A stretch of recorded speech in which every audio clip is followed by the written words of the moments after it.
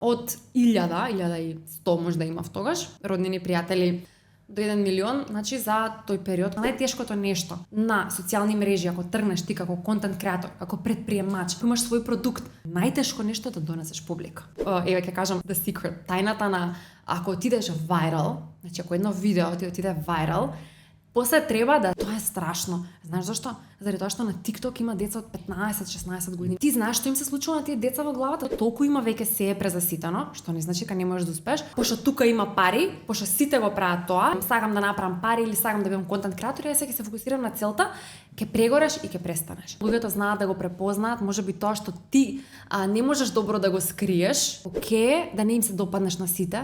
Окей, да не се пронедат сите во твојот контент. Ако замислиме две топки, едната топка е не сум среќен, не сум задоволен, не ми е убаво, а другата топка е сакам нешто подобро. Знаеш што ги дели тие две топки? Одлука.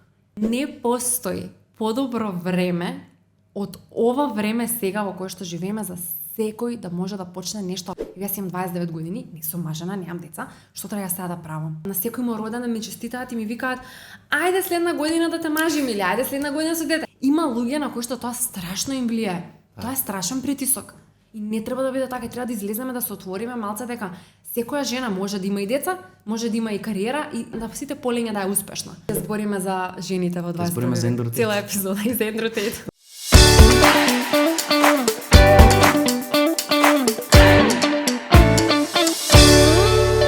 Здраво и добре дојдовте во уште една епизода на Next Gen Podcast. Денес за гости не имам Марија. Здраво, Марија.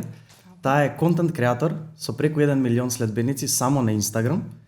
Незиниот контент спаѓа во нишата на едукативен контент, поточно кратки видеа кои имаат за цел едукација, учење на англиски јазик, подобрување при изговор и слично.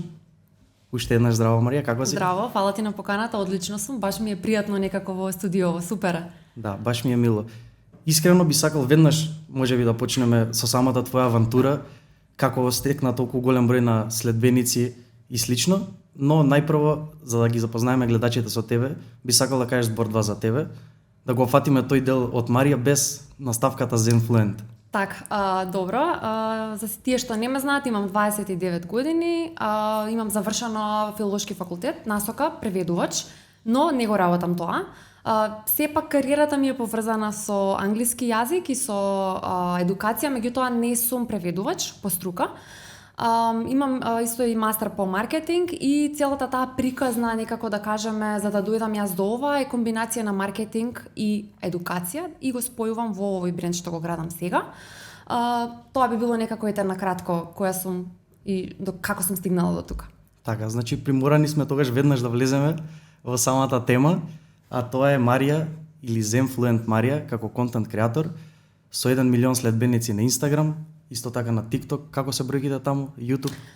Па, се на се некако се доближувам до 2 милиона вкупно. Значи Вкупно? YouTube, TikTok и Instagram. Да, Браво. значи на TikTok има над 600 и нешто илјади, YouTube веќе 150 скоро.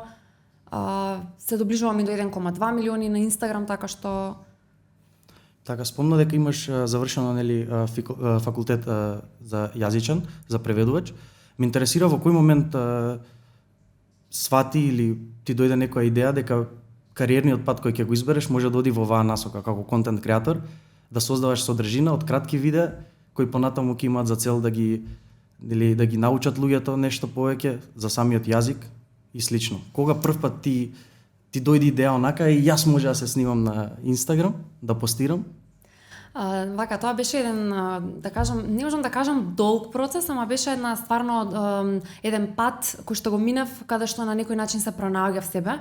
Јас уште првата година на факултет, само што се запишав, затоа што сум исклучително амбициозна и мислев дека тоа е тоа што го сакам, од секогаш ми одоле јазици. Но уште кога се запишав првата година, начинот што го видов како уствари ние го учиме јазикот, како сето тоа се случува, тој традиционален пристап, учиме јазик на македонски, а треба нели на англиски, учиме англиски, со превод на македонски, некако тоа воопшто не ми се допадна. И уште првата година сватив дека ова не е тоа што го сакам, не се пронаоѓам тука и дури веќе и во втора година имав и мисли да се откажам од факултет. Значи едноставно толку не ми беше интересно, толку не ми беше убаво. Единственото нешто беше друштвото и колегите и убавиот провод животот на факултет. запознавањето на нови луѓе. Тоа беше единствено. И тогаш јас се одлучувам, окей, ќе продолжам на факултет, а единствената мотивација која што ја најдов во тој момент беше work and travel во Америка. И решавам, окей, ќе го продолжам факултетот, а ќе ме мотивира да го завршам и да ги поминам сите испити, тоа што ќе одам во Америка. Ми беше сон да ја посетам и да го искусам тоа искуство work and travel. И така во втора година на крај завршувам, ги земам сите испити на време, заминувам во Америка првата година, потоа втората исто така. И во четврта година можев да отидам, ама некако бев на пат, чекај се, сите се запишуваат некаде, идат се вработуваат, размислуваат да се вработат, а јас тука не се гледам. Не зборам во Македонија, туку не се гледам во канцеларија како преведувач. И тука бев стварно се двоумев што да правам, а бев онака жедна за искуство. И се одлучувам да, во тој период беше актуелно да работиш во Кина, и се одлучувам и заминувам за Кина, добивам виза да бидам наставник по англиски јазик, односно на некој поинаков начин, тоа беше така представено интеракција, мене тоа одма ме привлече, креативност, тој процес да не го одолговлекувам, значи тоа беше брзо, земав виза, заминав и таму го стекнав тоа искуство што всушност значи да се учи еден јазик на еден тотално поинаков начин, непознат за нашиве простори, односно исклучително на конверзација, зборување, креативност, изразување, себеизразување, намалување на стравот, значи тотално тоа што сега го правам, го научив таму. Така, уште малце може да се задржиме за Кина. Може. Ме интересира искуството од таму, културната разлика, не само работата како едукатор. Како се снајде? Ти си имала тоаш претпоставам 22-3 години. 22. Прилично млада во нова средина, сама. Па да, имав јас искуство во однос на тоа да живееш сам, да одиш сам во странство. Не ми беше нешто ново, но најголемиот предизвик, не можам да кажам проблем, предизвик беше тој културен шок што јас го доживеав, затоа што да, читаш на интернет и окей, си прашуваш искуства, имаше во тој период актуелно беше одаа многу луѓе, ама не е исто кога ти ќе отидеш и ќе го доживееш. Тоа е на сосема поинаква средина, сосема поинаков народ. Еве да направам една паралела, ние сме отворени, едноставно брзо се приврзуваш до луѓето, таму не. Да кажам некој роботски начин на живот, одиш, работиш, се враќаш, работат по 16-17 часа, многу патуваат, јас бев во Шангај. И патував 2 сати со метро, менував 3 метра до местото и 2 сати назад и плюс тие 8 часа на работа, значи тоа беше едно невозможно темпо и навистина напорна работа. Значи не е тоа само влегуваш во, значи ги спремаш сам часовите, одиш, учиш постојано, многу напорно. Исклучително загадување има во Шангај, значи во тоа апсолутно не се пронајдов, постојано бев болна, постојано кашлав. Значи не е Скопје најзагаден град. Не, тоа е next level, тоа е нешто друго. И едноставно културата нивна, таа затвореност, не ти кажуваат директно што мислат, треба сам да читаш меѓу редови, не се исти шегите некако, буквално ништо не е исто, едноставно треба да пазиш што ќе кажеш, да не навредиш, не можеш да склопиш блиско пријателство со никој, едноставно тотално не се пронајдов јас во таа средина, што не значи дека нели некој друг не би се пронашал, едноставно јас не се видов таму, исто и храната не е иста како овде, онака храната кај нас во Скопје или било каде во кинески ресторан е вкусна. Таму мене не ми беше воопшто. Значи едноставно, тие некои да кажам можеби и главни работи, апсолутно бев не. Останувам тука само заради тоа што работата е убава беше и платата и една година и доволна е. Една година цела издржа во Кина? Да, скоро. Понатаму? И се враќам во Македонија и повторно не сакам, одбивам ни да размислувам за тоа јас да се вработам негде, едноставно тоа не е никаков, нема шанси, но во тој период јас веќе работав, имав свој вебсайт и си работав маркетинг, односно дигитален маркетинг, афилијет маркетинг, си пишував блогови, си имав страна на Инстаграм, едноставно си имав приход дополнителен.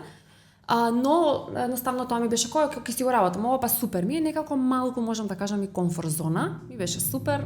А во кој период влезе во маркетинг приказната? Тоа е паралелно пред одењето во Кина, негде? Уште кога бев на факултет 4-та година, тогаш почнав да учам уствари.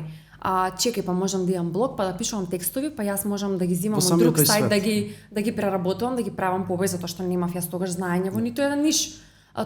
Тоа беше еден мал период каде што учев, па окей, па ова иде, па ова не функционира, ајде да пробам на Canva да правам слики, па као графички дизајн, па почнав тоа многу ми се свиеше затоа што сум креативна и некако така си го пронедов тоа, ама тоа ми беше кој баш на страна, ама во тој период ми беше многу доволно. Сосема доволно за да си речам окей ова. Као окей ми е, супер ми е. И се вратив од Кина, секако во тој период работев со тоа и плюс кога се вратив во Кина не сакав да ги престанам часовите, продолжив со онлайн часови со деца и возрастни во тој период. Тогаш некако ми се појави таа идеја, окей, јас работам сега маркетинг, многу ме влече едукација, како да успеам да ги спојам овие две. И се одлучувам да се запишам на мастер по маркетинг тука на American College.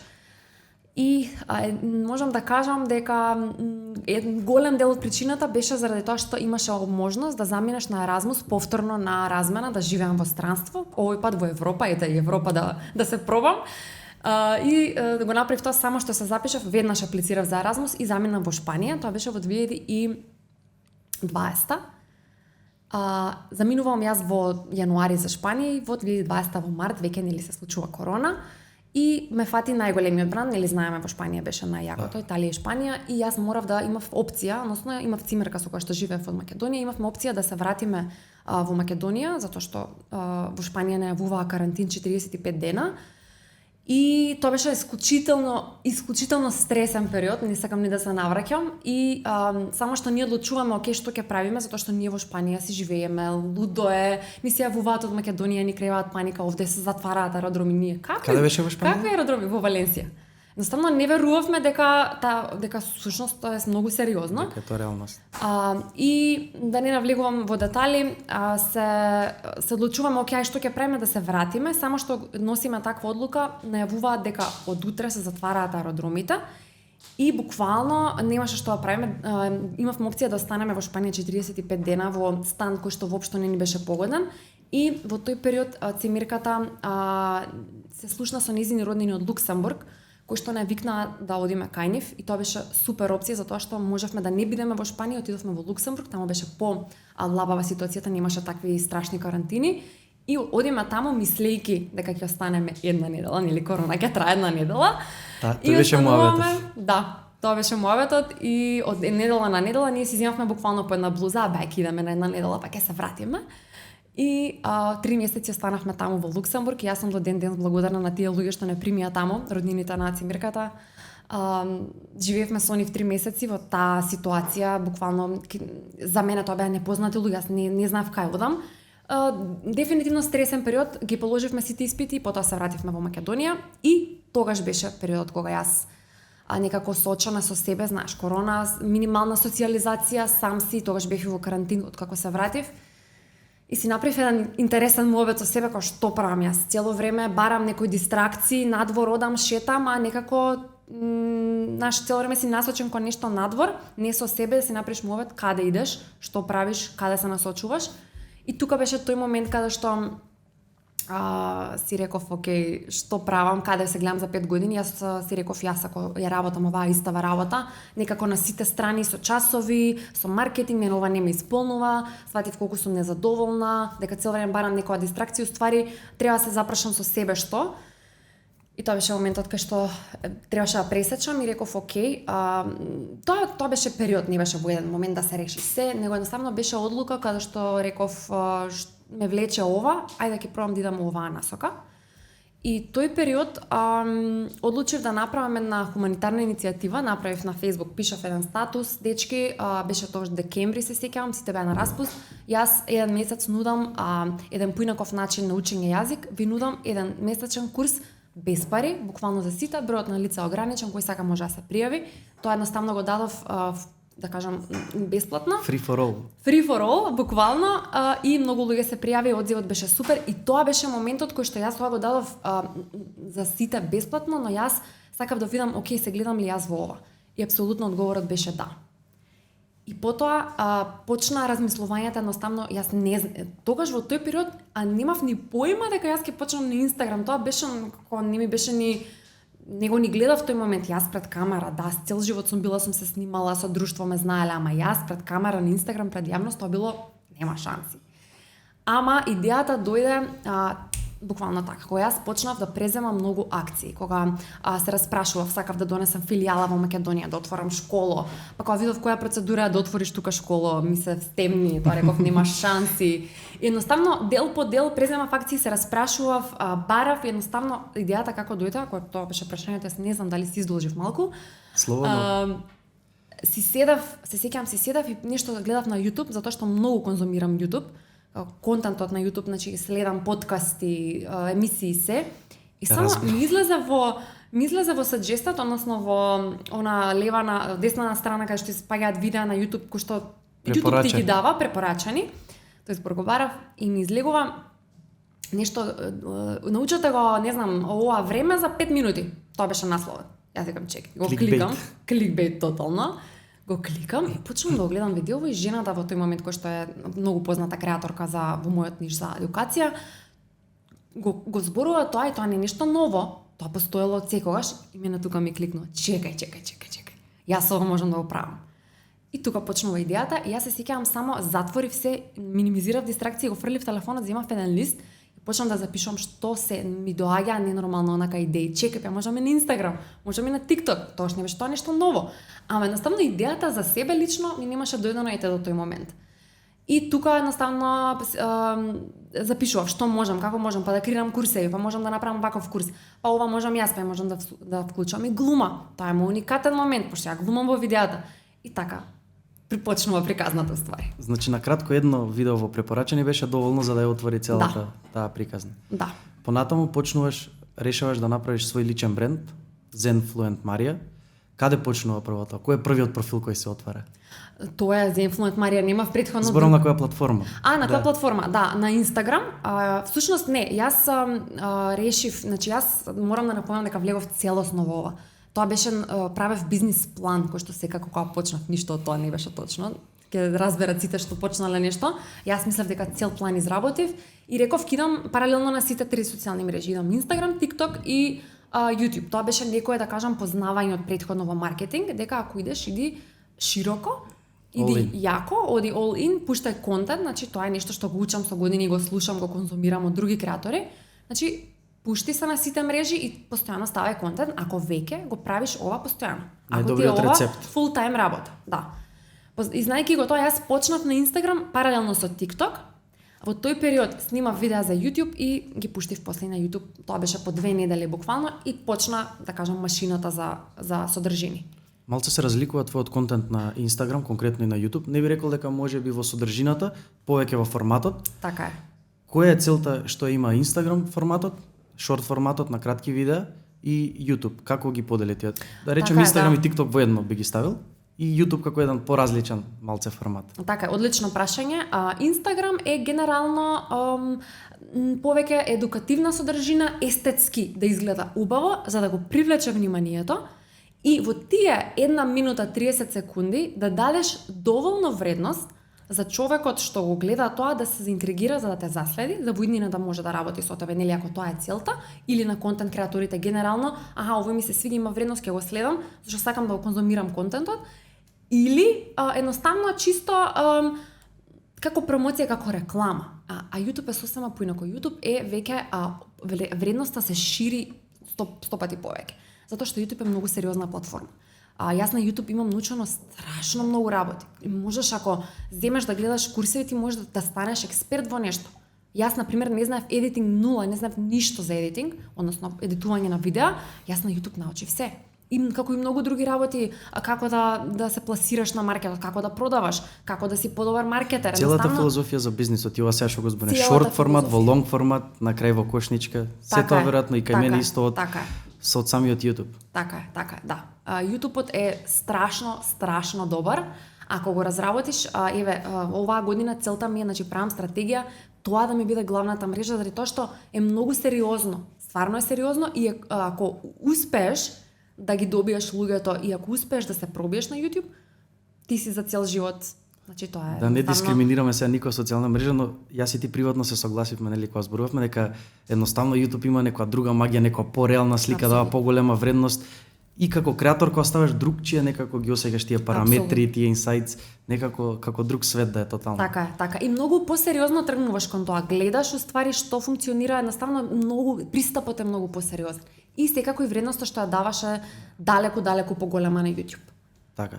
Ме интересира, пред да преминеме на прашање, би сакал тие што не се запознаени со контентот на Марија, колку е тоа хумористично и поучно и слично, ве молам да го паузирате овој подкаст, да проверите Zenfluent Марија, за да во натака нели повеќе да може да се поврзете со разговорот. Ме интересира како ги комбинираш традиционалните методи на учење, нели си има традиционални методи на учење англиски, present simple и слично, со твојот стил и со твојот хумор, кој е евидентен во сите видеа, како тука го правиш балансот? Едукација, традиционална едукација, интересно, има намера да биде вајрал, како се прави тука кругот? Кој е кругот кој... Така е, да, вака, во однос на видеата, значи јас сум поделена или ставам видео, но и сериозен пристап, односно работам веќе со луѓе, значи тоа се курсеви кои што јас ги креирам. Сега, во тие курсеви пристапот не е да седнеме ние сега да отвориме учебникот и ајде сега ти читај, ти кажи го овој збор, ти преведи го овој збор. Значи тој начин традиционален го нема. Ако ме прашуваше за тоа дали тоа нешто такво нема во курсевите кај мене. Едноставно, мојот пристап, јас многу сум професионална и гледам кога ќе се пријават луѓето, значи едноставно прво да створам конекција, односно секој што се пријавува на таков курс каде што јас ти ветувам дека ти ќе зборуваш подобро, ќе имаш повеќе самодоверба, ќе го намалиш стравот, можеби ќе си најдеш работа во иднина. Многу е страшно на првиот час. Сите се смрзнати, страфиме и првиот час е секогаш да видите која сум јас, дека не е ништо страшно. Се запознаваме и почнуваме. Сега, конкретно кюрикулумот, значи лекциите како се градени, се она што мене ми требало, кога јас сум студирала и кога сум учела англиски, а што сум го немала, и кога сум отишла во странство и кога прв сум се соочила со чеки бе, ова нема врска со учебникот, јас треба да зборувам тука, треба да ги разберам тие културолошки разлики. Тоа е нешто што не научат во школа. Сето тоа што мене ми требало и што сум го барала на различни начини или од лично искуство по многу долго време сум го научила, затоа што мене многу долго време ми требаше да дојдам до ова ниво, затоа што само ука одев по тој пат. Сето тоа е вклучено во курсот. Значи буквално се од реален живот, се што е потребно, нема ај сега ќе го учиме present simple, утре ќе го учиме past continuous. И што од тоа, значи и да го учиме тоа време, затоа што имам вклучено граматика во курсевите, и да учиме нешто одма се поврзува со нешто во вистински живот. Како ти ова утре ќе го искористиш во вистински живот? Дали ти е потребна оваа граматичка структура или не? Воопшто не употребувам нешто што не е потребно, но тоа е начинот. И сега хуморот на курсевите можам да кажам тоа е сериозен пристап. Не сум таква со перика или ајде дека се шалиме, тоа апсолутно немој да си помисли некој дека сум таква, нели го нема тоа. Тоа е сериозно, значи луѓето плаќаат и доаѓаат овде да научат, а на онај, да кажам, каде што треба да се представам јас како карактер, чеки која сум јас, дали ќе се поврзат луѓето, затоа што нели целта уствари на ова што го правам јас е relatability, или луѓето се поврзат со мене како бренд и утре кога ќе се рече треба да учам англиски, Zenfluent Марија да се појави прва. Тоа е уствари поентата на тоа градење на бренд. Ти да бидеш прво мислата на луѓето и оние сакаат со тебе да учат. Тоа е крајната цел. Тука покажувам и персоналити. Личен карактер, каде што уствари таква сум во природен живот, се изразувам, ајде да се смееме, се шалиме, значи тоа сакам луѓето да ги привлече затоа што сум таква и секако има дел на курсевите, каде што имаме и дел кај што се шалиме и има и таков забавен дел. Би сакал да се навратиме на курсевите подетално после. Важи. А сега да се вратиме на самиот почеток, бидејќи мислам дека таму е целата магија, како што спомна. Кои беа предизвиците со кои се соочи на самиот почеток? Првото видео, ставаш телефон пред тебе, снимаш, пушташ CapCut, не знам на што едитираш. Не, тогаш едитирав на друга нешто InShot, така се викаше, мислам. Така. Вака се тресев, значи пред првото видео вака се тресев. Тоа стварно мислам не испиев претходно не знам колку вечери. Стварно, тоа е првиот предизвик, не знам, едноставно да се стаиш на пиедестал и да речеш од денеска постирам. Јас знаев дека многу силно верував. Кај мене тоа беше што стварно силно верував дека ќе успеам. Немав ни појма дека ќе имам милион следбеници, немав ни таква цел да речеш идеме јако, не, едноставно силно верував, знаев затоа што уште кога почнав да снимам, јас се пронедов, јас реков, јас сум ова сум јас и толку. Едноставно немаше план Б. Секогаш беше план А, идеме по тоа, па што биде. И се сеќавам на првото видео беше некое рандом видео, не знам, серии што ќе ти помогнат да учиш англиски, не знам.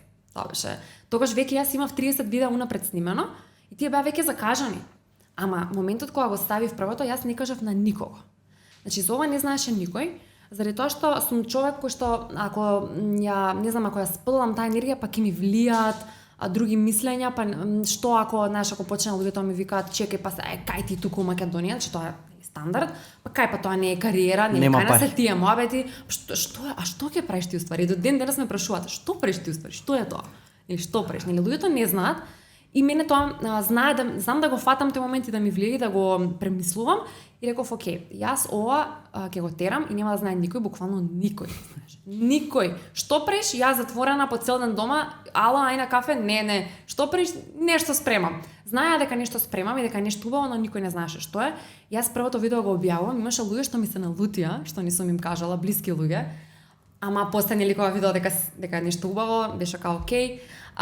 Го ставам првото видео и им го праќам на сите. На цело друштво им праќам на сите другарки, буквално на сите. И као сите беа у шок, чекај, what? Откаде ова иде, што правиш? Многу позитивен фидбек примив, стварно. Ми беше многу искрено, предобра одлука направив што не кажав на сите. Ама се сеќавам, првиот преизвик се тресев од страв. Значи, не знав кај се наоѓам кога го стави видеото и цело време рефреш на Инстаграм, чекај лајкови имали да видам, не спиев. Ама тоа беше сите минат низ тој период, тоа беше првиот момент и после беше као окей. Мене ми спомна дека на самиот старт, од самиот почеток, дека веќе си имала некоја стратегија за раст. Нели ти било преубаво и самиот процес да го правиш и се, но стратегијата била да постираш 3 видеа дневно и тоа траело 6 месеци. Тоа е битно да го спомнеме, бидејќи да не испадне дека се случило случајно и само од зазанција. Не, апсолутно. И од убава енергија, туку дека имало нешто позади тоа што го подкрепува тој процес на раст на профилот. Така, дека беше зазанција или дека беше ај чекај да пробам дали ќе ме да видам како е. Не, тоа не беше така, како ти кажа веќе немаше план Б, идам план А, идам се пуштам ова и јас си дадов рок, јас си напишав во еден планер до крај на 2022 да имам 10.000 следбеници и да почнам да монетизирам, значи да почнам да работам со луѓе. До крај на 2022, значи тоа не беше скромно. Ти со 10.000 следбеници можеш стварно да заработуваш и да веќе да направиш курс, значи тоа е сериозна бројка. И имав за цел редовно да постирам контент и реков окей, ќе идеме на една година. Една година ако видам дека нема успех, заради тоа што сите контент креатори кои што се славни го кажуваат тоа. Иди една година, ама ако видиш дека ништо не се случува, не лупај со глава од зид, значи треба нешто или да смениш или едноставно може да и не си ти за ова, така. И јас кога кажав на луѓето една година и сите рекоа една година, што? Тоа е премногу. Тоа е премногу, еве ден денес имам луѓе, може и после тоа добар момент да се спомена кога ме запираат луѓе и ќе ми речат па ја почнав еден месец, ништо не се деси, се откажав. Абе ставам, ништо нема. Па нема. Нормално. Треба време. Многу е битно да им се долови тој момент, одиш хардкор, веднаш со 3 видеа на ден си даваш време за тоа да допре до некој, дека ништо не е преку ноќ. Така е. Понатаму ќе го спомнеме и патот авантурата до 1.000.000 followers, тоа на некој начин може и ќе изгледа дека било преку ден, но нели тој еден ден бил ефект од претходно 6 месеци или ќе спомнам колку точно, напорна работа, инвестирање во ресерч. Ајде да го спомнеме и тој дел на процесот. Како изгледа процесот пред едно видео да биде постирано? Ресерч, делот, од каде извлекуваш материјал, идеја, инспирација, тип на монтажа, како да изгледа текстовите, транзициите и слично. Така е. Јас значи јас уште пред да почнам сакав да створам затоа што нели главно правило, ако ти сакаш да го правиш ова сериозно, е да бидеш конзистентен. Така да ставаш редовно да постираш материјал. Тоа е начинот, тоа е научно да кажано начинот на раст. Рецепт. Значи да си редовен, еден од рецептите да кажеме. И јас знам од искуство и тоа што сум гледала кај други креатори, зборувам светски, дека треба да направиш еден систем, заради тоа што ти, ако земеш денеска да упалиш камера и чекај денеска ќе ставам едно видео, за утре да не ти е спремно, прво, води до burnout сигурен. Значи, ако ти од ден на ден постираш, апсолутно ќе се прегореш еден ден и можеби дури ќе се откажеш. Има многу случаи такви. Значи треба да створиш систем, односно редовно, на пример, да речеме, ако ништо друго, барем една недела унапред да имаш спремено што ќе ставаш следната недела. Тоа е рецептот за да прво се мотивираш, значи да имаш мотивација да идеш напред, да не си изгубен, да не ти се створи хаос, заради тоа што тоа е сериозна работа, креирањето на содржини, креирањето на видеа. Ти, сега ме прашаш што е тоа што јас правам. Значи прво е процесот каде што во мојот систем, значи јас како што ти кажав имам систем. Една недела јас седев по не знам колку часа во канцеларија и само консумирав. Значи правев ресерч, читав, се вклучав на форуми, на Google. Не знам кај не отидов се, кој ми е ресерчот на Google, значи буквално црпев инспирација. Тоа беше 5 дена во неделата, го правев тоа секој ден. Значи читаш и си запишувам чисто ноутс идеи.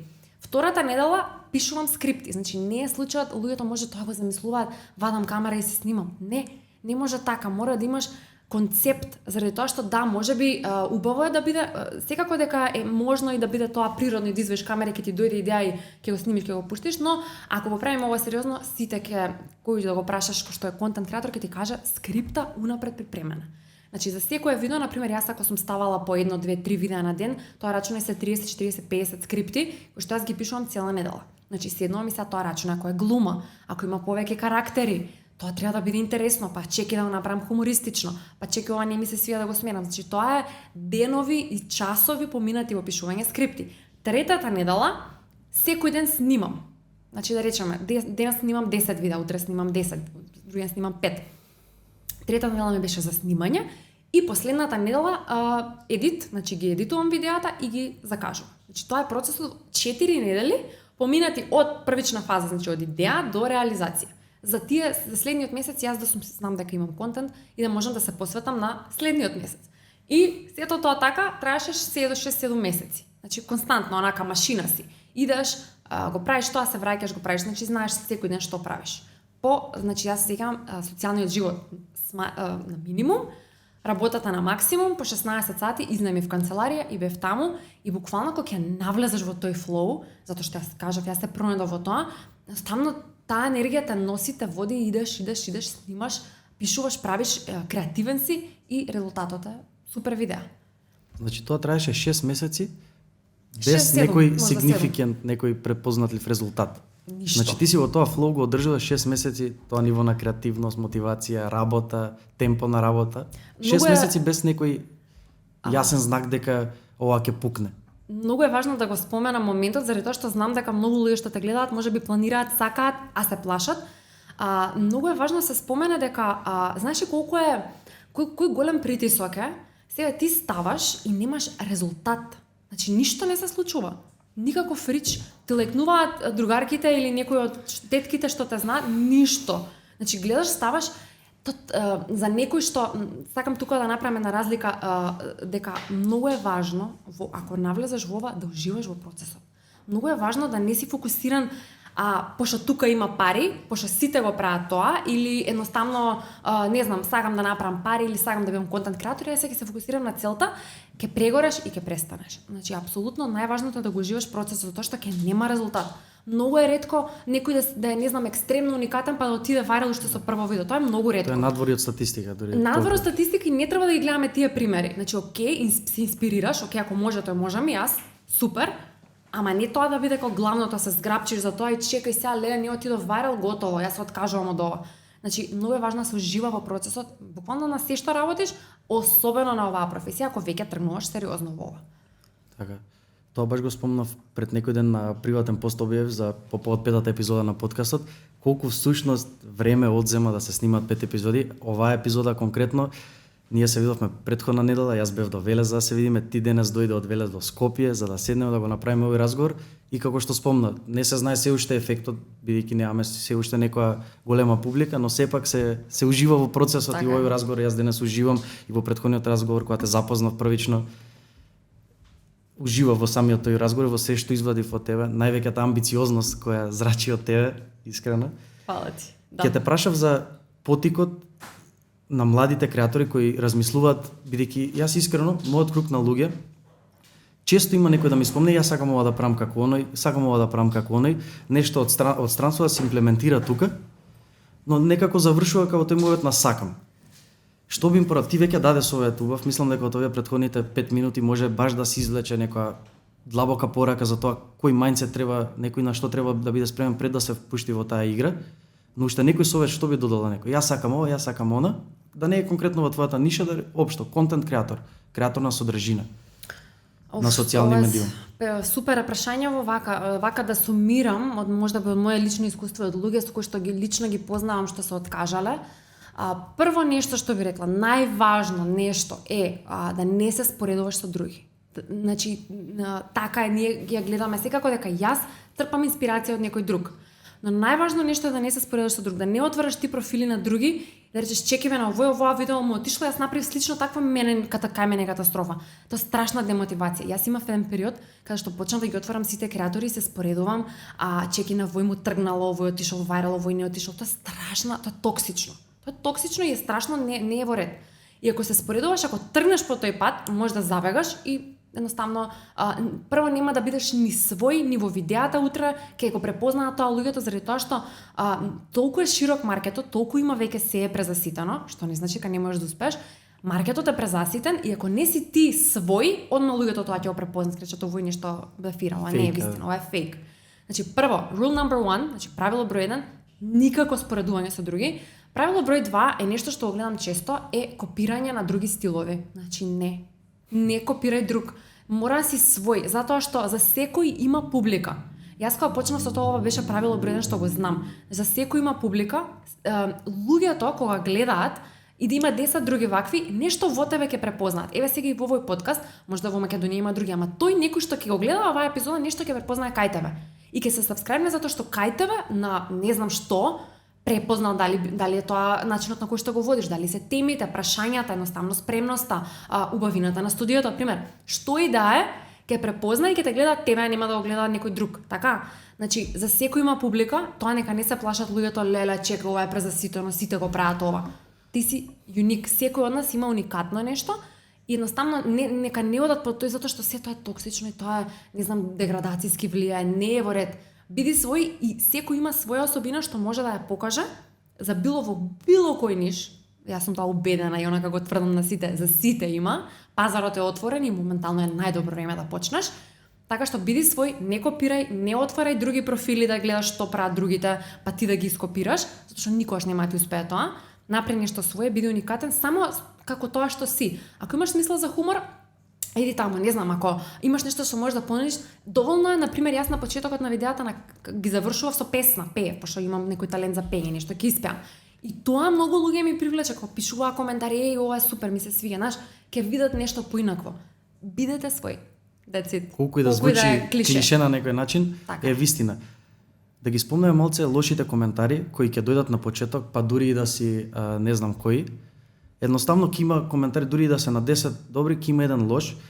И можеби е многу битно да се спомне тоа дека треба да тргнеш со некој план, да знаеш каде одиш, бидејќи веќе јас на 5 епизоди ќе се соочиш, некој ќе ти пише нешто и тој момент може, ако не знаеш каде одиш, во која насока, зашо го правиш ова, каде сакаш да стигне ова, бидејќи ќе бидеш лош. Едноставно јас кога се гледам себе си, едноставно знаеш колку и да, како што ти спомнам прошиот пат, првите 5 дена пред снимање, по снимање се убедувам дека е супер за да излезе и следните 5 дена се убедувам колку е лоша за следното да ме потикне да бидам подобар. Некако така оди цело време јинг јанг на некој начин. Колку треба да бидат свесни дека бидејќи еден коментар може доста да те скрши ако не знаеш каде си, буквално те распарчи, ако не знаеш каде одиш, со која цел одиш, со која намера. Кој е твојот совет за справување со такви, не знам како да кажам, тоа може да бидат критики, може и некој не го мисли лошо тоа, а може едноставно да те скрши бидејќи ти го имаш некаде тоа или го осознаваш секај себе како проблем, како мана, така не си го видел или си е нешто што мислиш дека никој нема да го примети, а ти го знаеш, внатре го криеш, а сега ти си пред аудиториумот 2 милиони луѓе, што е нереално незамисливо буквално. И некој таков коментар, кој би бил твој совет за справување со такви коментари? Да, ова е интересно, ова е стварно длабока тема. Секако дека се соочуваме сите и многу добро го кажа, особено луѓето знаат да го препознаат, можеби тоа што ти не можеш добро да го скриеш и одма ќе се види. Одма ќе се види, например, не знам, имаш трема, си се тткал нешто и одма ќе се фатат на тоа, не чини ова, не го прави вака или не знам нешто. Види, знаеш како, не треба ние, нашата вредност, значи јас како човек, мојата вредност да ја врзувам со Инстаграм, затоа што ако ми зависи мене моето расположение од тоа што ќе кажат другите, ако јас сум целосно фокусирана на надворешно валидизирање од другите луѓе, паѓам. Со сигурност паѓам. Старт. Значи апсолутно не треба да се врзува. Тоа е работа и треба да сватат професионално. Океј, јас не, ама не е тоа вистина. Значи ти знаеш кој си и да е вистински коментарот, ама може би злобно насочен, океј. Тој човек јас треба кон тој човек да имам искрено дури сожалување, заради тоа што тој човек никогаш го нема пробано тоа што го правиш ти. Никогаш нема не да го проба за жал. И како така гледаме, може само едноставно да го сожалиш, се речеш, океј, човекот никогаш не пробал, а ми дава мене совет, прво е тоа, а ти си пробал и ти правиш и одиш напред и успеваш. Второ, никогаш нема не да проба тоа, да не го спомнуваме, едноставно тие луѓе се луѓе што седат и седат дома и не прават ништо во животот и само обстојуваат во таа некоја негативна енергија, ниска вибрација, че тоа е не можам да кажам не ги гледај, игнорирај ги, пошто не можеш, ќе те допре. Не можеш, ама едноставно пробај да не ја врзуваш твојата вредност, едноставно исклучи, океј, нека пишуваат и те ќе пишуваат. Има многу коментари негативни кај мене, значи секако во секое видео има нешто, не знам, косата не ти е наместена катастрофа, изфарбај се, или не знам, секакви коментари, сега да нема потреба нели да ги коментира, секако дека ги читам, ги гледам, океј. Тој човек има некаква представа, нешто е изфрустриран, што го препознава кај мене и му смета, едноставно мора да го пише. И толку. А знаеш што помага? Помага време. Како ти помага тоа да не запреш и да пројде време и ќе станеш имун еден ден, едноставно ќе го прочиташ и ќе се смееш. Така што гледате секогаш по широката слика, океј, ќе пројде овој период, да, сега го чувствувам тоа, криво ми е што пишале така, ама ќе пројде. Ќе дојде ден, еве кај мене, за многу кратко се случи тоа, стварно и мене ми влијаја тие коментари, по некој време си проаѓа тоа, едноставно ќе гледаш, се смееш. Не се откажуваат. Јас не враќам на такви коментари, едноставно игнор. Можам дури да ти споделам што ми се случи, кога беше екот, буквално екот, кај што имав по 80.000 фоловери на ден, каде што не можев, не знам што се случува, се ежам буквално тоа. Пошто тоа е стварно big deal. Не знам, луѓето мислат ти сакаш да собираш фоловери, не. Тоа едноставно ти расте каналот и сваќаш дека this is happening, ова е реално. Кој притисок 1000 луѓе може да го направат, не па 80.000. Тоа е нешто што не може нормален, просечен човек кој не влегол во толку да се експонира, едноставно е тумач да го разбере, веројатно. Притисокот е огромен, но што се случи баш во тој момент кога јас бев во екот на раст, значи буквално имав 100.000, 200.000, 300.000, секој ден правам рефреш, јас се будам, не ни спиев тие денови онака само чекај што се случува нешто, знаеш, те фаќа и страв од успех. Тоа е многу интересно. Чекај леле, јас кај толку успешно, не се надеваш, вау, што се случува? Знаеш, секакви мисли и во тој период пак таа една јака енергија те води тоа, возбуден си, среќен си што се случува, мене ме стигнува порака, огромна реферат од една креаторка, исто во мојот ниш, значи исто професор по англиски кој што го прави ова исто како мене, она повеќе насочена на контент креација, значи нема курсеви. Пишува порака, онаква, знаеш, лута порака, како не ти е срам, ти мене ме копираш, јас ќе те пријавам, јас со нула искуство, нели, ова се случува пред една година. Дека јас не ја копирам и како ми било срам, веднаш да ги извршам сите видеа, а пази не ми поентира кои видеа. Бриши ги сите видеа, ти ќе те пријавам. Јас ја читам поракава и сега, знаеш, во прв момент не бев освестена дека прво тоа не може да се случи, второ не е вистина, како ќе ме пријави ако не е вистина, не постојат такви видеа, трето нема каде да ме пријави, Инстаграм сопорт, ако некој не го знае, еве совет, не работи. Што нема каде да те пријави. А може само ако е некој екстремна, не знам, ако е хейт спич или нешто такво, ама тоа не е така. Не спаѓа во твојата ниша, ретко е. Апсолутно не. И јас во тој момент дозволувам тоа страшно да ми влијае. И почнувам да ги прегледувам сите мои видеа, значи тотално паднав на самодоверба и ги кликам сите видеа, чекај што сум ископирала, да видам да не нешто стварно ископирано, затоа што ти кога црпиш инспирација, нормално ги гледаш сите креатори, црпиш инспирација, не е дека тебе текнуваат видеата не знам од каде, црпиш од други. Апсолутно. Ама кога го видов тоа, толку успеа да ме симне тој нејзин коментар и таа нејзина порака, значи дозволив да ми влијае. И од тогаш, од тој момент, реков крај. Ова не е вистина, не можам јас да се поврзам со нешто што не е вистина. Имав намера, еве сега ова е најбитниот момент. Имав намера да ја вратам и да речам, како не ти е срам, значи ова не е вистина, како можеш вакви да шириш работи, сите сме ние креатори, ајде да се здружиме, ајде да направиме видео, знаеш, да се доближам некако И напишав порака и реков не ја праќам. Така јас ќе преспиам вечер, поракава значи нема да испратам. Ќе преспиам и утре ќе одлучам што ќе правам. Best decision of my life, буквално најдобрата одлука. Преспав, следниот ден ја немав таа потреба да се докажувам, мојата вредност да ја докажувам дека јас вредам на човек кој што само негативна енергија усмерува кон мене и не и вратив. Тотален игнор, еве го лекот. Тотален игнор, поминаа неколку дена и јас нема. Значи буквално, мислам, уствари можеби имаш уште една порака пишано. Не се откажуваат кој што спомнав. Не се откажуваат, не, уште една порака, ама знаеш како игноро толку, нема што да направи. Едноставно толку. Се си терам на свој, јас си терам своје, престанало. Едноставно најдобриот лек е игнор.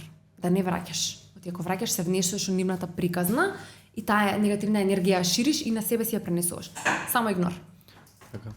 Имаме многу за што да збориме во овој подкаст, но јас би останал искрено уште малце на оваа тема, бидејќи самата цел на овој подкаст и досегашните гости највеќе се во некоја сфера на контент креација, креирање на дигитална содржина, како и да е некоја дефиниција, нема најстрога, бидејќи тоа е професија која е нели во сам зачеток, се уште се формира разлите ниши така. Едно друго, уште не се знае што се конкретно се случува и би сакал, тоа за цел имам, но секи луѓе како тебе, кои имаат постигнат успех, кои секојдневно работат, инвестираат во себе во насока на креирање содржина дигитална, бесплатна за сите, би сакал да потикнеме што повеќе може, а без вакви разговори, мислам, како ова ти сега што го сподели, доста искрено од твоја страна, целиот тој процес, бидејќи е лесно да збориме од другата страна, Zenfluent Марија со 1 милион фоловери само на Инстаграм, со бренд дил со едни од најаките апликации и слично, со курсеви, посетеност, кампови за студенти и слично.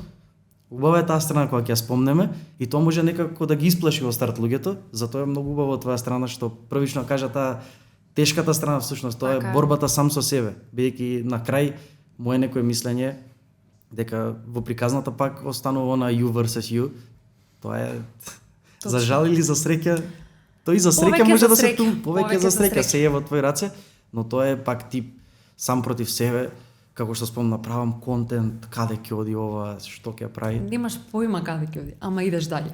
Да се охрабрат што повеќе може сите, секој што има идеја што ми спомнал, буквално и јас би правил како не знам некој што се фуд блогови или било што рецензија на храна или слично што е сега актуелно, нека проба, но нека проба со првично тоа што го спомна и Марија, да има умисла и некој план да си даде време каде ќе води тоа, во која насока, да не почне да направам ако биде кул сум врв, ако не биде, бидејќи тоа може најверојатно ќе има од другата страна и тоа ќе биде доволно да те скрши. Може и појак ефект да направи тоа кршење од самото тоа ќе престанам да снимам. Така. И ќе се сериозни работи, некој кога те коментира од страна, тоа е малце сериозна психологија позади тоа. Психологија, така е, треба да се, ама види, тоа е уствари, тоа е многу добро. Тоа сега кога го видиме од друга перспектива, ти се челичиш. Ти учиш, избираш искуство и после си друг човек. Само да не те убие, нели да те направи појак, тоа е моментот. Епа тоа е. Тоа е моментот. Тоа е тоа. Каде да продолжиме? Јас би почнал со патот и авантурата на некој начин да ја наречем. Ја спомна пред малце 80.000 следбеници за еден ден и тоа трае со денови. Со денови. Ајде да влеземе во таа авантура. 6 месеци снимаш, посветена си максимално, инвестираш време, пари, енергија во процесот, без некој значителен раст. Што така се случува, што би рекле, преку вечер?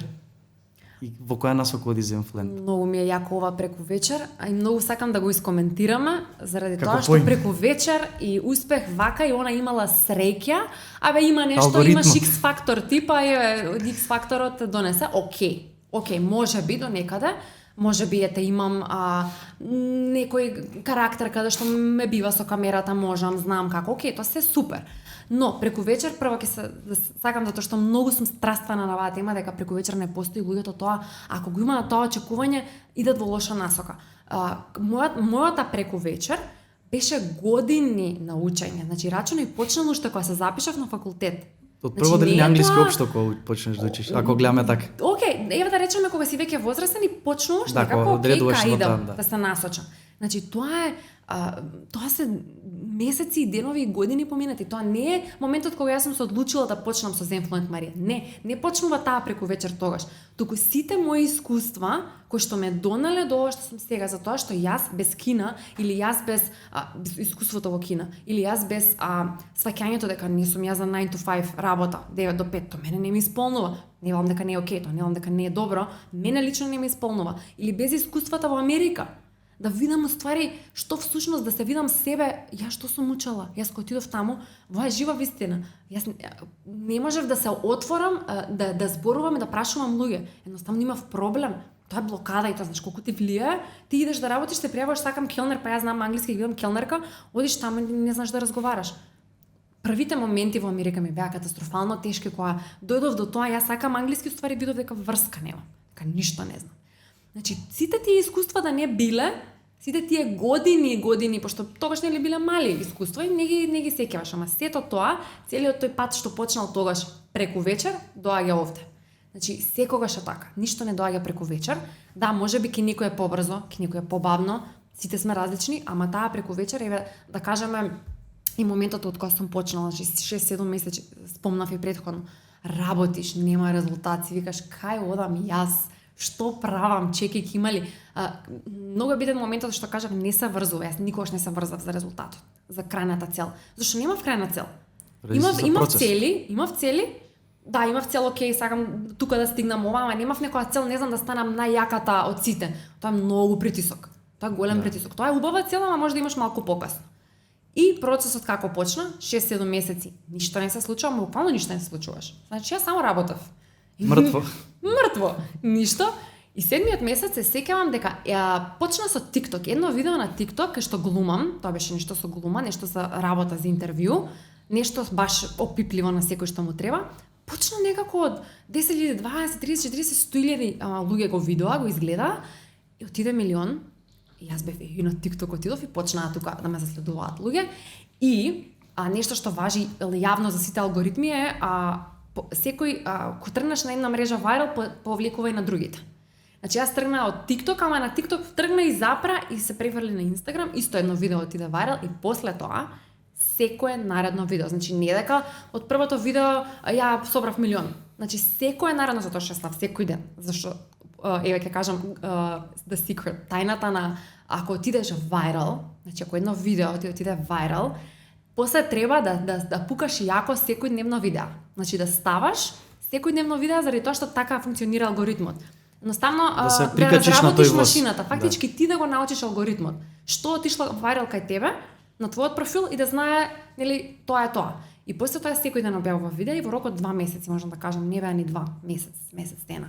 Тоа беше од октомври, од крај на септември до октомври, од 1100 може да имав тогаш, роднини, пријатели и рандом некој од другарки од средно. Не, некои луѓе, странци, тоа бев пресрекна, ме заследи странец, не е некој познат, до 1 милион, значи за тој период кој што траеше. Значи имаш, знаеш како тоа трае, например, трае една недела, јако, па малаца намалува и после па иде. И стигнав до 1 милион и после тоа си растеше постепено. 1,1 имам сега и така натака. Значи, за 2 месеци стигна од 1000 followers до 1 милион. Да.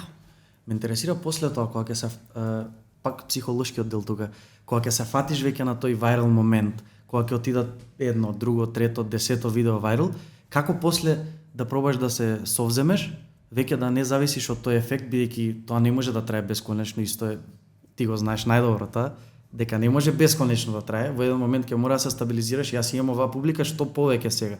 Од тука нели да придеш во процесот монетизација и слично, што ќе правам јас со овие луѓе што ме сакаат, поддржуваат, што сум им симпатично, што сум им поучна, едукативна и било кој милион луѓе веројатно, како што спомна пред малце. Кој знае кој зашто те следи се? Секој нешто пронашол во твојот контент. Како така после тоа? Кое беше размислувањето тука? Многу ти е добро прашање, ванака ме врати назад, се сеќавам нели кога почна да ти иде вајрал и тука нели има и его момент. Чекај сега ја тука да видите што можам да понудам. Кој е главен? Имаше момент каде што нели трае тој процес, еве мина 2 месеци и веќе јас имав огромен притисок заради тоа што не само што те заследуваат луѓе, него едноставно луѓето ти бараат да работат со тебе. Јас добивав по 1000 пораки на ден, стотици секој ден и сега јас од перспектива јас сум тргнала професионално да вратам на сите, тоа беше страшно, огромен притисок. Јас веќе спремав курс, но не беше спремен. Прво имаш огромен притисок, ама второ, се сеќавам сега тоа што рековме, врати на еден момент, кога е подзапра тој вајрал ефект, значи запира, тоа нормално дека не трае стално. Тоа да се разбереме не трае. До бесконечно. До бесконечно не трае. Значи тоа си алгоритмот едноставно те запира во еден момент, дава на друг креатор, така функционира. И кога запари се едно видео ставам, не иде баш добро, ставам второ, леле, викам, чекај се, што е работа? А пази, не го гледаш моментот што се десил, дека ти имаш 1 милион, што имаш и уште идеш напред. И тука се освестив и ми кликна, викам, чекај малце. Чекај, не е ова добра насока. Да се вратам малце назад, да се спуштам малце на земја заради тоа што не е окей. И знаеш како се размислив со себе дека е сосема окей. Дека едноставно тоа така те води некако целата таа енергија, нели, чекај сега, јас секое видео треба да ми иде вајрал, не. Нема да иде секое вајрал. Тука беше моментот кога што се вратив малку на себе, тоа беше една недела што си реков, чекај, па јас не го правам ова за фоловери, не го правам јас ова за пари, мислам да си како дека има ќе се иде на ке пари, ама главната цел не било тоа. Да, главната цел е да придонесам, да дадам вредност и да створам некој комјунити на луѓе. И тука беше моментот кога што освестив и си реков, чекај, нема врзување, нема да бидам секогаш вајрал и продолжив, значи како што си терав до тогаш си продолжив, тоа е многу важно. Не сега ти ќе ги собереш, пошто најтешкото нешто на социјални мрежи, ако тргнеш ти како контент креатор, како предприемач, како, не знам, ако имаш свој продукт што го продаваш, најтешко нешто е да донесеш публика. А јас веќе го имав тој момент. Че јас публиката ја имав. Така? Прилично голема. За среќа. Волумен имав на публика. И сега не го гледаш тој момент, туку сакаш уште. И тука е моментот кога што треба пресечеш, чекај. Значи имаш веќе доволно, ти е доволно, нема потреба сад тоа да биде цел. Продолжив не со тоа темпо, значи не со тоа страшно темпо на работа, но си терав како што, значи си став наречеме 2 пати неделно, 3 пати неделно и така натака. Понатаму влегуваш, претпоставувам, во фаза да размислуваш дека треба нешто да ја понудиш на публиката која те следи, има очекувања публиката од тебе, дали е тоа курс, како доаѓаше тука размислувањето? Многу битно да спомнеме дека се ова што го зборуваме всушност се случува во периодот само неколку месеци. Така е. Претпоставам дека тука е општа хаварија во главата, што сега, како да биде доволно квалитетен продуктот, која цена да ја ставам, па чекаме мене кој ме следи, колку пари имаат моите луѓе, како што. Можеш ли да го доловиш тој момент што се случуваше внатре во главата на некој начин? Да, беше прилично хаотично, но јас уште пред да почнам, значи уште кога го правев тој бизнис план, знаев дека мојата цел е да ги креирам тие курсеви. И знаев дека начинот на кој што треба да почнеш е прво да се доближиш до публиката. Значи тоа е првично, не можеш ти сега ја направив милиони, ај ќе ви продавам курс, купете го од мене. Момент исто, значи од старт веќе имаш идеја во каде би одел да не се изгубиш во тоа. Исто многу битен, да. Многу битно стейтмент. Многу важно. Значи види, окей, целта да ти биде ти да си контент креатор. И тоа да ти е цел. Да си познат, ама. И начинот на кој што би се монетизирал на почеток е со брендови, со работка со брендови, но исто така можеш и да извадиш своји продукти, но тоа си како понатака. Окей да ти е таа цел, па после да ја смениш. Се менува. Ти може ќе почнеш со едно, ќе завршиш со друго. Кај мене беше стриктно онака, знаев кај идам. Знаев дека идам во таа насока. Затоа и за толку брзо, претпоставам, извини што те прекинам, си успеала целото тоа да го исхендлаш за толку брзо време. Да. Доколку не си знала каде еш, не верувам дека би можела за период од 2 месеци. Колку беше периодот од тој период што го спомна на шок, се освестуваш и чекај нешто треба пресекуваш, мора нешто да направам со ова, до периодот веќе вадиш твој продукт. Колку време помина тука од прилика? Првиот курс беше во декември, значи некои 4 месеци, рачно јас претходно го имав почнато да го правам. Значи некои 4-5, можда и 6 месеци беше изработка на курс. Сама, во тој период правев се сама. И рачунај, тоа не ти не веќе се створи огромен притисок врз мене, затоа што не си веќе само контент креатор и не е веќе таа машина што ми била претходно, окей, идам и знам што правам денес. Туку сега дополнително на сето тоа, дополнително на таа креирање на контент, ти е и работата врз курсот, кој што е исклучително сериозно. Ти да изработиш свој курс и да го вклопиш тоа во еден месец и да ветиш дека да знаеш, онака да му ветиш на човекот затоа што тој плаќа, ќе го очекува тој резултат. Јас ветував трансформации. Ветував дека човекот ќе го ослободи стравот, ќе премина, да речеме, на подобро ниво, ќе зборува подобро, че тоа се сериозни трансформации што ги ветувам. Не може да биде курсот забава. Така. Но, пак ќе кажам, искуство имав и знаев што се треба да вклучува. Значи, јас седнав и само напишав концепт, знаев што ќе вклучува курсот и потоа веќе само преминав кон изработка на истиот. Значи, затоа беше краток период. Сега, кај друг некој, ако не знаеш што правиш и ако пробуваш, сигурна сум дека курсот се изработува за некој година дена. Значи, можеби од идеја до реализација зборувам. Ако имаш среќа и ако знаеш што правиш, помалку. Како беа коментарите од првиот курс? По завршувањето, тука целиот тој нов свет што се отвара за тебе? Исклучително, не знам, уште мислам дека првиот курс ми беше омилен. Тоа е курс, да не разберат гледачите погрешно, тоа е ствари буткемп се вика, или е кратка како тренинг програма. 1 месец, ама е исклучително интензивно. Брз тренинг, на некој начин. Брз тренинг, каде што ти ветуваш дека за брзо време луѓето ќе добијат резултат. Тоа не значи дека ти од едно на друго ниво ќе преминеш во англиски. Да не се разбереме погрешно. Тоа е едноставно брз тренинг за луѓе што веќе зборуваат, да се ослободат, да им биде полесно, да најдат нова работа, да полесно се снајдат на состанок, да зборуваат, например, подобро англиски ако не живее во Америка, не знае да зборува. Значи тоа е брзо. И првиот курс, се сеќавам, јас објавив, ама нели стратегиски. Најавував дека ќе има курс, најавував. Тој период ми пишуваа сите курс. Јас буквално курсот го продадов уште пред да го извадам. Јас веќе знаев дека имам доволно луѓе.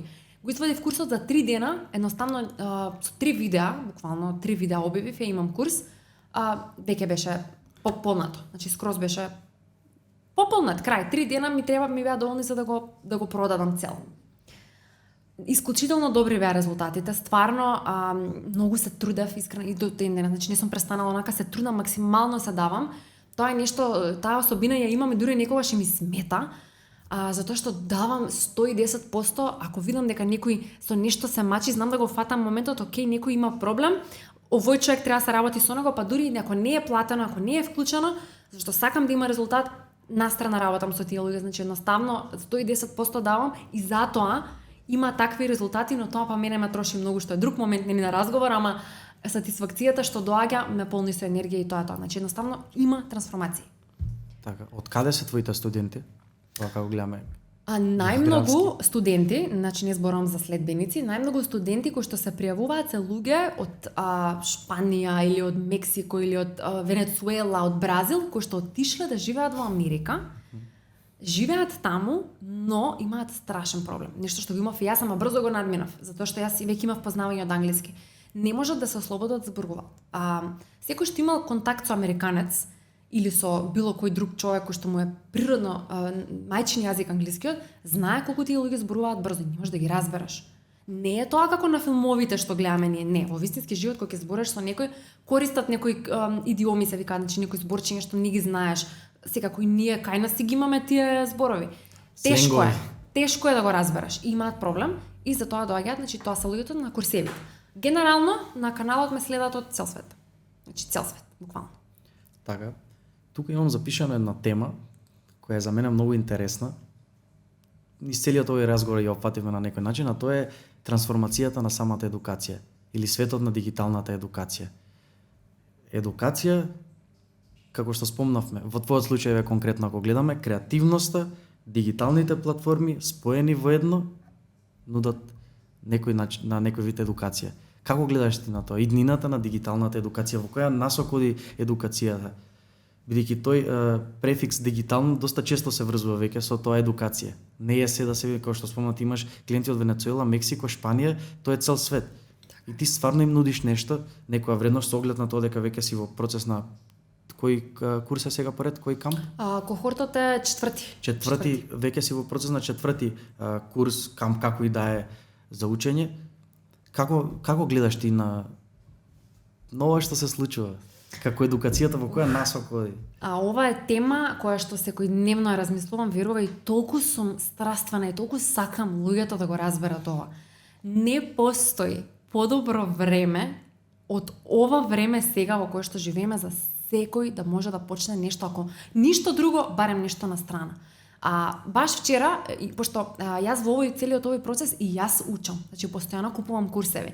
Само што го завршив вчера, имав купено дигитален курс за како да искреираш онаков дигитален курс за таа e-learning индустрија, која што е во невиден пораст, невидено нешто, И го завршив курсот и крајната информација која што ја споделија на курсот беше дека таа дигиталната креирањето на дигитални курсеви. Значи веќе она курс во живо, да не кажам дека пропаѓа, постои се уште, но надолу. А онаа дигитална едукација, креирање на e-learning, односно индустријата на e-learning, односно едукацијата дигитална е во страшен пораст и се очекува, сега ќе ти споделам бројки, до 2028 да достигне 608 билиони. Моментално е на 200 билиони. Ти знаеш која бројка е тоа? А сакам да кажам дека буквално ако секој може да биде контент креатор денес, секој може да биде, тоа не е лошо. Тоа е многу добро. Ако ти имаш некаква уникатен талент или нешто што ти можеш да го споделиш за некој од тебе да научи, зборувам исклучително во едукација, да не се разбираме погрешно, ли? Едукација не зборувам за забава, и окей и тоа. Конкретно за едукација секој може да има свој продукт и свој курс, буквално секој. Заради тоа што е поентата на тие дигитални курсеви, ако ти си надминал некаков проблем или некаков предизвик во твојот живот и ти си го надминал, ти можеш да направиш курс за тоа. Тоа е онака кога ќе размислиш, чекај, јас имам нешто надминато и сега можам да го вклопам сето тоа и да имам свој продукт и да го продавам тој продукт и луѓето да го купуваат и онака кога споделуваа бројки од луѓе, на пример, не знам, имаше една жена го научила своето бебе да иде во Нокшир, да иде во Нокшир уште на не знам колку месеци и сега она знае, го научила своето бебе, знае дека може сите да ги научи на истото. Прави курс и милиони добива од тој курс, заради тоа што луѓето сакаат тоа да го научат, така сакаат. Значи она го надминала, тоа не е лути, знаеш како луѓето кога ќе замислат курс кај нас е, особено на нашево поднебие, тоа нешто се подразбира, чеки па тоа мора да е нешто сериозно, тоа нешто да има настава Оксфорд, Харвард, по можност. Апсолутно не. Тоа уствари го продаш твоето искуство, кое што нели треба да помогне на другите. Тоа е уствари поентата. И затоа велам дека треба малце да се отвориме на таа тема, дека тоа е иднината и дека луѓето треба веќе ако можеби не ќе се осврнам на друга тема. Ми приоѓаат луѓе и ми викаат јас не сум задоволна од работата, сакам да сменам, не знам што. И како ти си го пронајде ова твоја? Значи тоа е исто тема со која многу луѓе се соочуваат. Не сум среќна, не сум исполнета, на работа не ме вреднуваат, не ми е доволна платата, можам многу повеќе. Нешто со кое што јас се соочував, можеби никогаш не во фирма, но лично јас. Како си го пронајдат? Нели многу луѓе се бараат себе си. И знаеш што е тука? Ако замислиме две топки, едната топка е не сум среќен, не сум задоволен, не ми е убаво, а другата топка е сакам нешто подобро. Знаеш што ги дели тие две топки? Одлука ги дели. Ама не знаеш како луѓето ќе си речат одлука, треба нешто вау, јас да знам што треба да правам. Не. Само одлука да тргнеш кон некој правец, да преземеш нешто. И таа одлука може да биде моменталниот термин е side hustle или нешто на страна. Да направиш нешто свое на страна, пробај, пласирај го на маркетот. Ненормално е како луѓето добиваат резултати само од нешто што ти успеале да го надминат и се направиле курс или некаков продукт и го продаваат и тоа им е екстра приход. Тоа е, значи, тема за која што сум онака страствено говорам дека е... Мислам дека преубаво го објаснила. Искрено ќе исечам инсерто тоа. Многу луѓе тука се соочувам. Некој ќе каже, еј, добро, овој прави ова, она, еј, курс вади. Леле, курс и он се извади. Овој прави она, курс и он. Толку убаво објасне кој е всушност спецификата на тоа што треба да подразбира еден курс на некој што надминал нешто. Така. За цената, за карактерот ти може си поинтересен, па ќе го ставиш поскапо, нели, тоа е втор муабет веќе. Многу убаво го објасни самиот тој сегмент дека секој има право да понуди курс. Абсолютно. И да престане кај нас тоа размислување, поготово е кај нас. Мислам како повеќе теми отварам и тука на подкастов и со луѓе, сваќам дека некој работи кај нас стварно ние мислиме дека сме најдобри на свет, бидејќи растени сме од едно друго, знаеме дека сме ние како во некој поднебие што сме како омаловажувани општо во светот гледано, а од друга страна знаеме дека сме најпаметни. И па гледајќи луѓе што прават тука и како се трудат, сваќам дека ние баш и не сме најпаметни и дека треба да слушаме луѓе, примери како тебе. Затоа и ми беше целта да носам луѓе како тебе конкретно што ќе го кажат тоа, бидејќи само тоа ти што го работиш тоа и тежината на тоа колку луѓе те следат ти дава апсолутно за право, ако се прашувам јас, да го кажеш овој на некој начин, да им го отвориме сликата кон светот на луѓето. Надминеш некоја работа, земи сними курс, продај го на 5 луѓе по 200 денари, заработи 1000 денари. Апсолутно. Значи нема некоја толку филозофија, кој е се он да продава курс, кој е овој, кои се веќе тие титули што се очекуваат тука, што ги нема, очигледно не постојат веќе. Така е. Луѓето како да не сваќаат, не постојат веќе, тоа е едноставно. ти продаш дај Боже, ти утре можеш да бидеш контент креатор во твојата ниша што ќе прода највеќе курсови на светот. И пак треба да биде тој мојот, кој е она? Има ли факултет, има ли ваква диплома, има ли сертификат по ова? Просек од факултет. Просек. Која е оваа само створена? Знаеш, тоа е као само створена, па ова кидам ки некоја што има факултет, што има диплома, нема веќе, не се гледа вредноста така. Апсолутно не. Не се гледа, ама и не треба да се гледа. Зошто факултетот да е клуч за нешто, ако имаш факултет, дека ти треба да си квалитетен. Веќе јавно знаеме и сите знаеме што е факултетот, дека не зборам за сите, апсолутно има практични, меѓутоа најчесто е теорија, апсолутно не. Како што спомна само, ти имаш завршено факултет, одиш во Америка, имаш завршено факултет за јазикот кој се зборува во таа држава и доаѓаш и сваќаш дека јас не знам јазик. И правиш курс сега во кој за месец дена во брз камп на некој што пребегал или дошол легално, нема тука во Америка, да. It's okay. Како и да се нашол во таа средина збунет, ти му даваш вредност да го научи тој јазик, тие идиоми и слично, целиот процес. Може луѓето да отворат кај тебе повеќе да се запознаат со како оди тој процес. Ти всушност го учиш да во таа околина да се снаоѓа. А не си професор на факултет по англиски, а не си ова, не си она, но може му даваш поголема вредност во таа смисла. Знаеш која е најголемата? И мора да се вреднува вредност? и тоа. Извините, прекинав. Извинете, слободно. Најголемата вредност е тоа што јас тој пат сум го минала, јас лично сум го поминала. Тука е вредноста. Затоа што јас не ги учам нив нешто теориски, ја ги учиме оти така треба да биде, оти по учебник е така. Прво лично сум го поминала и сум го минала многу долго време и сега го нудам у пекеч, онака спакувано со онака буквално како поклонче, го нудам дека за еден месец може тоа се постигне, што јас можеби со години сум го минала. Таа е таа вредност што треба да се гледа. Аха, значи она го поминала можам и јас. Она го минала за 5-10 години, јас можам за еден месец, 2, 3, 5. Тука е таа вредност што треба да се гледа, затоа што секој сака да учи од искуство на некој друг, а не сега дипломите ќе ги наредиме и ние вредиме. Апсолутно не. Океј, не велам не, океј, ако си луѓе со диплома, океј. Апсолутно тоа се вреднува секако на некој начин. Не сакам да бидам погрешно разбрана, но поентата е дека пак ќе се навратиме, секој може, секој. Најдобра дефиниција е како што ти спомнав, ова што го кажа, надминуваш проблем, правиш концепт тоа да го склопиш во пакет и го продаш. Така. Тоа е мислам дека дефиниција, онака ќе ја запишам оваа дефиниција и да ја чувам негде. Доста теми опфативме, сам да те прашам нешто за иднината. Бевме во минатото, во сегашноста, што се случува. Кои се планови за иднината? Ти работиш, доста работи сама, тоа е многу битно исто да спомнеме. Јас изненадив првично кога ми кажа, кој викам кој те снима па сама, кој едитира па сама, кој бара содржина па сама ми помага. Викам како постигнуваш се само во моментов. Кои се планови иднината? Да го шириш тимот? Во која насока можеш вака најамбициозно што ќе ти дојде да кажеш ќе оди Zenfluent Марија? Да, веќе не сум сама, значи тоа е не се постигнува на моето психолошко здравје, не влијае добро.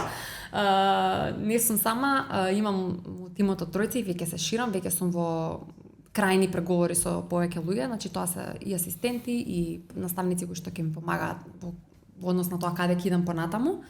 Ама да, долго време бев сама и почнав сама и успеав сама, така што еве, ако сум можела јас, можат и сите други, апсолутно, само треба да го ставиш вака онака тука се клучот мајндсетот, да се наштимаш и да речеш идам затоа што можат многу луѓе, ќе можам и јас. Крај. Точка. Ставаме, значи можно е. Сега во однос на иднината, искрено да бидам, не сакам да поставам некои, не знам, бог знам какви големи планови. Секако дека заземав некоја насока, идам повеќе кон бизнис англиски. Прво, тоа е нешто што мене ми прија и сакам да го вклучам во моите програми. Второ, многу е барано. Од студентите гледам дека тоа им е најпотребно, значи многу интернационализирани фирми работат луѓе и кај нас од Македонија, но многу и од странство соработуваат со Америка, Канада, Австралија, имаат проблем луѓето да зборуваат на англиски. Го гледам тоа и кај нас дека го има, затоа што веќе имав и од луѓе од Македонија кои што се соочуваат со истиот проблем. Секако дека планирам да направам свој посериозен курс во смисла подолг, кој што ќе биде вклучен и јас, ќе бидат вклучени и други коучеви, со кои што јас ќе ги тренирам, тоа ќе биде да речеме еден подолг проект и поубав. И секако имам некои други планови, не би споделувала сега затоа што сепак и не ми се финализирани. Останувам како контент креатор, значи тука сум, се ширам, постојано растам, значи тој растот си иде, си тече тој момент. Не го запирам, секако тука ми е мене маркетот, тука ми е публиката, но си се ширам и си идам понатака и главна цел ми е да го уживам се тоа. Значи уживам дека работам, ако нешто правам без уживање, ако ми предизвикува притисок, не го правам. Истото тоа го правам и со брендови. Ако не ми се допаѓа апликацијата што ме бара за соработка, ако едноставно јас не се пронаоѓам во тоа што они го нудат, немам исти цели, немам исти вредности, не. Значи тоа е сечам. Така што гледам цело време да можам јас да бидам и креативна, и исполната, да можам и тоа да го понудам на другите. Така, значи на некој начин си задоволна моментално, каде што си полека правиш планови во блиски дни, да речеме. Не сум престаната со планови, значи само идам напред, али како што би рекла, не би споделувала сега што како, моментално спремам голем курс, можам тоа да го кажам. Тоа да го најавиме. Да. Ме интересира едно прашање. Што би си кажала на себе си од сега, од почетокот? Иако твојот почеток би бил релативно скоро, ако гледаме така да речеме 2 години, но што би си порачал веќе на ова ниво, каде што создаваш тим, одиш во нови проекти кои неминовно ќе бидат подобри од сите претходни, бидејќи имаш тим, имаш поголема публика, имаш повеќе, можеш да се одржиш во самото тоа, повеќе да инвестираш во проектот. Што би си кажала на оној старт од првото видео кога ти се тресат рацете, да можеш да се вратиш? Јас мислев се враќам назад во детство. На стартот. Не, збориме на стартот веќе ја скршивме таа раскрсница, тука сме веќе во контент креација. Во тој момент кога ти се тресат рацете, првиот ден кога почнуваш нешто, не кажуваш ни на другарки, не си ни сигурна во себе, не знаеш што ќе се случува, гледајќи од оваа гледна точка и од каде си денес и каде настојуваш да одиш, што би си кажала? Би си кажала вака, сега ќе ти кажам следно. Океј, да не им се допаднеш на сите, океј да не се пронедат сите во твојот контент, затоа што кај мене има еден момент каде што прво пак ја повторам, многу професионално работам, тоа дури можеби ми е и мана, кога сакам се да е професионално, се да е на време, се да е точно, се да е подред како што треба, но исто така и сакам имам момент каде што ако ќе објавам нешто, имам очекување дека на сите треба да им се свиѓа, затоа што толку многу труд сум вложила, треба сите да им се свиѓа. Тоа не.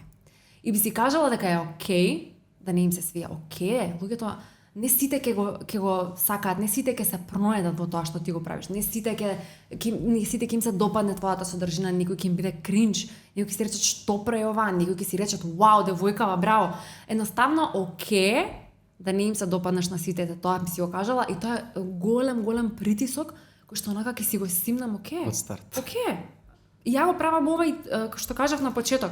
Тоа е голема лекција дека мојата вредност и тоа што го правам јас не зависи од надворешни фактори. Ја имам, се имам што треба да имам, не зависи тоа од Инстаграм или моето расположение. Не дај Боже ако немам лајкови па ја да препаѓам што се случи сега, зашто немам. Не, и океј сето тоа да е така, и би си кажала исто само продолжи да учиш заради тоа што јас колку лекции во овие година и пол научив.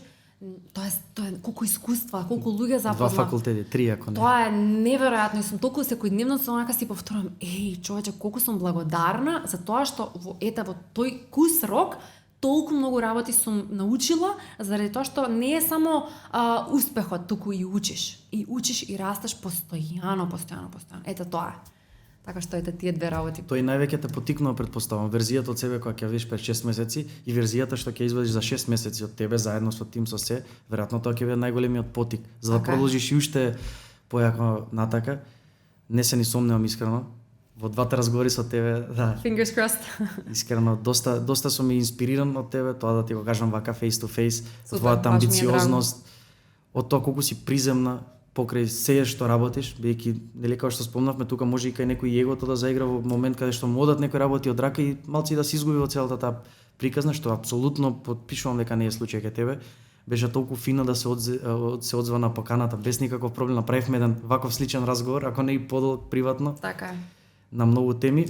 Да, тоа е така, се извини ќе те прекинам заради тоа што толку ми е многу сум среќна кога ќе видам луѓе како тебе што се трудат да направат нешто и што тоа го прават со цело срце. Толку се инспирирам и толку сакам се што можам да дадам, да ти помогнам, можеби нема ти помогнам, можеби едноставно помогаш на некој начин. Чисто таа конекција што ќе се створи, да ти дадам поддршка и да ти кажам дека вау, човече, значи иди напред, тоа иднината е онака. Така ќе кажам, тоа мене ме инспирира што тебе ќе те инспирирам. Не знам дали има смисла, ама апсолутно има смисла. Така. И ме инспирираш и фала ти многу и од амбициозноста бев инспириран и од можеби највеќе од самиот момент што сакав сите да го сватат колку всушност ти работиш. колку се спремаш за тој, дека ништо не е ова, не работиш ти, пардон, работа 9 до 5, па сега што имам денес, немам ништо, денес имам, како се вика, after work. Имаше едно избегав од 9 до 5. Денес имам мекици на работа. Не, знаеш како беше, избегав од 9 до 5, сега работам цел живот, цел ден. Сега ми се најаки оние мемовите со на мачето што вози кола, не знам дали ти излегле, као спонтано си вози, као искачам од работа зборејќи дека одам на лекар, уствари одам на друго интервју. Значи да. тој филм не кореспондира со тоа во никој случај. Ти многу работиш, многу вложуваш во себе. Знаеш што ме интересира да те прашам? Вака по-кечи прашање.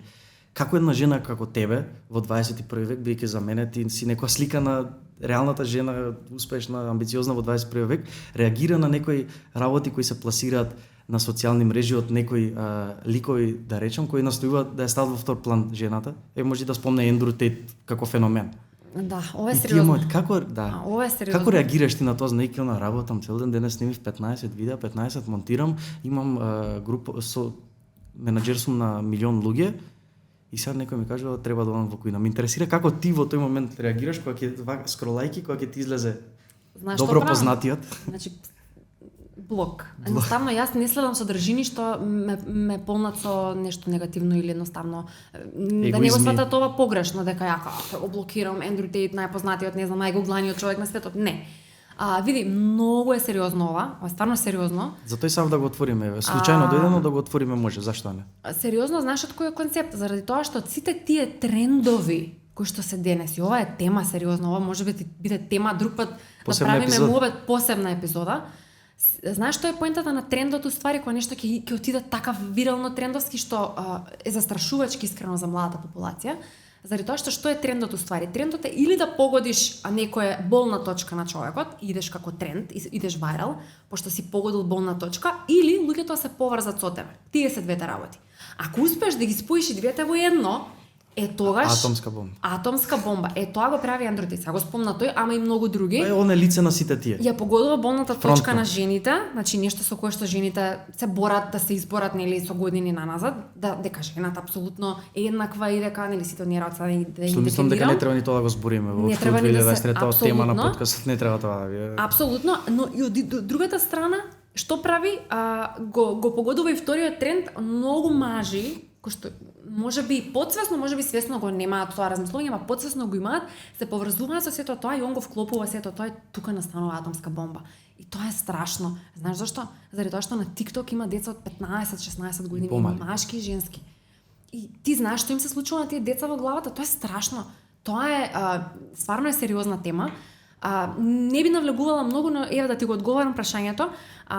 Тие такви трендови луѓето треба да сватат дека TikTok, Instagram, тоа не е вистина, не е реалност. Дали тој го има тоа размислување, не знаеме ние. Значи, јас мислам дека конкретно ете за Ендрю Тейт, мислам дека дури тој не знаеше дека ова ќе се случува.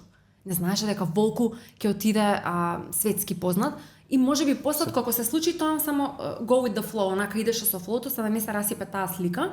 Значи тоа не знаеме дали е вистина, дали тоа размислување ги има, едноставно ништо не знаеме и луѓето треба да сватат не е вистина тоа што се случува, но она што би го искоментирала, дали не знам како да го вклопам се тоа, едноставно факт е дека жената во 21 век, особено во последниве неколку години, што е многу убава бројка, мислам не бројка, туку многу убав момент, дека се повеќе жени се вадат од тој оклоп кој што нас системот не става тој оклоп. Ти си жена и ти, ако не си мажена до 25, ако немаш деца или не знам што, ти си поминал возот. Биолошкиот часовник тера, ти ме сакаш, значи тоа малку сум саркастична, сакам само да ја представам сликата дека апсолутно не е така и не треба сите да бидеме стајни во тој оклоп. Знаеш зашто? Зашто тоа е огромен притисок. И јас имам 29 години, не сум мажена, немам деца, што треба сега да правам? Во мојот живот, ако не сум јас не припаѓам во тој оклоп. Не сум во тој оклоп. И што треба да паѓам сега во депресија, зашто светот ми вика, на секој мој роден ми честитаат и ми викаат ајде следна година да те мажим или ајде следна година со дете. И што треба јас тука да правам? Знаеш како? Ама не се сите луѓе такви. Има луѓе на кои што тоа страшно им влијае. Тоа е страшен притисок. И не треба да биде така, треба да излеземе, да се отвориме малце дека секоја жена може да има и деца, може да има и кариера и на сите полиња да е успешна. Тоа е веќе стереотип кој што крајно време е да го разбиеме, мислам дека. Апсолутно, еве јас можеби сум пример на некој начин дека можеш да успееш. Апсолутно си пример. Можеш да успееш, апсолутно не мора ти да се затвараш и знаеш, тоа е притисок, тоа е страв. После ти живееш живот со страв, пошто тој притисок, не сум мажена, немам деца или не знам, немам факултет. Јас немам. Сите ние стереотипи и тоа е дека ти живееш со страв. Леле, како ќе ме биде ако не најдам и автоматски, ако знаеме некои општи закони, сега да не навлегувам на природава, на универзумов, колку поише имаш страв, толку поише нема ти се случат тие работи, пошто тоа е огромен притисок врз себе. Еве и јавно апелирам и до родителите, не им го правите тој притисок на млади девојки и жени. Значи апсолутно не. Не им давајте да Секој има гледаат. свој пат и секој треба сам да одлучи каде ќе иде и што него го исполнува. Ако мене ме исполнува да бидам мајка и да бидам дома и да бидам домакинка, окей, супер, ќе седам дома и ќе бидам мајка, ќе бидам домакинка, тоа ми е убаво. Во тоа сум се пронашла. Ако ме инспирира да бидам, не знам, најаката предприемачка, супер. Можам да ги искомбинирам и двете работи во едно. Може, апсолутно има милион примери.